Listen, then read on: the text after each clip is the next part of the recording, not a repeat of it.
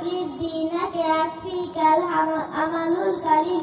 হাদিস শরীফের অর্থ তোমার ঈমানকে খাঁটি করা, অল্প আমলই নাজাতের জন্য যথেষ্ট হইবে।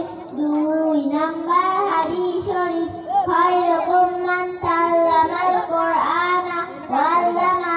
হাদিস শরীফের অর্থ তোমাদের মধ্যে সর্বোত্তম ওই ব্যক্তি যে কোরআন মাজিদ শিক্ষা করে এবং শিক্ষা দেয়।